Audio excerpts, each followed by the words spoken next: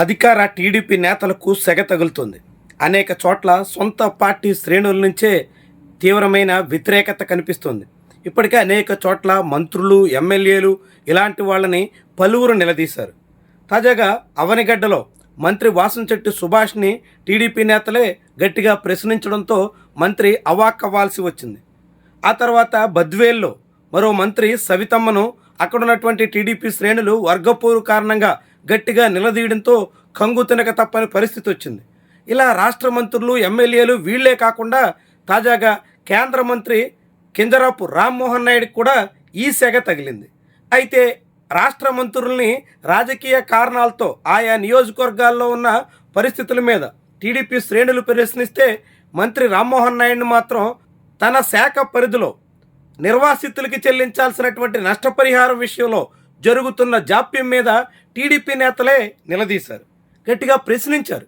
దాంతో మంత్రి ఏం సమాధానం చెప్పాలో తెలియని పరిస్థితికి వెళ్ళిపోయారు.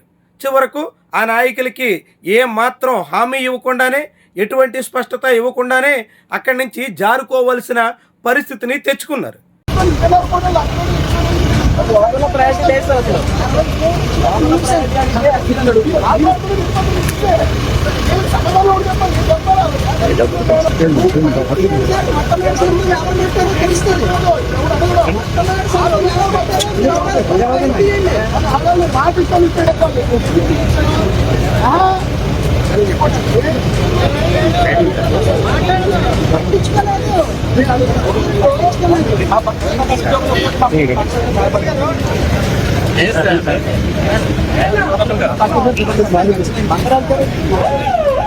దీంతో ఈ వ్యవహారం ఇప్పుడు ఆసక్తికర చర్చకి ఆస్కారం ఇస్తోంది.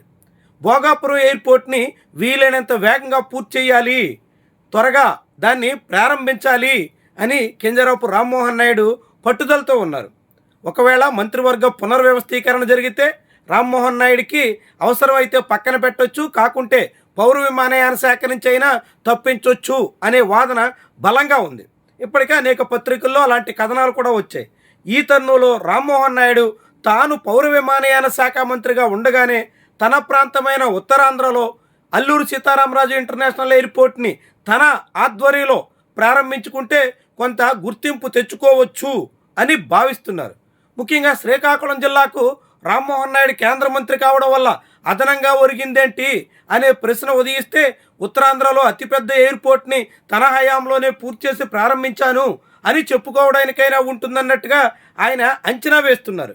ఈ తరుణంలో కేంద్ర ప్రభుత్వమేమో మంత్రివర్గ పునర్వ్యవస్థీకరణ వైపు అడుగులేస్తుంటే మంత్రి రామ్మోహన్ నాయుడు భోగాపురం ఎయిర్పోర్ట్ని ప్రారంభించాలన్న తపనతో సాగుతున్నారు. అయితే భోగాపురం ఎయిర్పోర్టు ప్రారంభానికి ముందుగా అసలు ఎయిర్పోర్టు దగ్గరికి వెళ్ళడానికి రోడ్ల నిర్మాణం పరిస్థితి అగమ్యగోచరంగా ఉంది. అసలు రోడ్లు ఎప్పటికి పూర్తయ్యానో అనే పరిస్థితి ఉంది. వీటికి తోడుగా ఈ ఎయిర్పోర్ట్ నిర్మాణం కోసం, రోడ్ల నిర్మాణం కోసం భూములు ఇచ్చినటువంటి రైతులకి నష్టపరిహారం చెల్లించకుండా ప్రభుత్వం తాత్సార్యం చేస్తోంది. దాంతో ఆ భూములు కోల్పోయినటువంటి నేతల్లో టీడీపీ నేతలు కూడా ఉండడంతో స్థానిక నాయకుడు బంగారరాజు నేరుగా కేంద్ర మంత్రిని ప్రశ్నించేటంత వరకు వచ్చింది. అలా టీడీపీ నేతలే ప్రశ్నించడం, నిర్వాసితులకి నష్టపరిహారం ఇవ్వకుండా ఎయిర్పోర్టు ప్రారంభానికి సన్నాహాలు చేయడం మీద నిరసన వ్యక్తం చేయడం, ఇదంతా మంత్రికి సెగ తగిలినట్టు అయింది.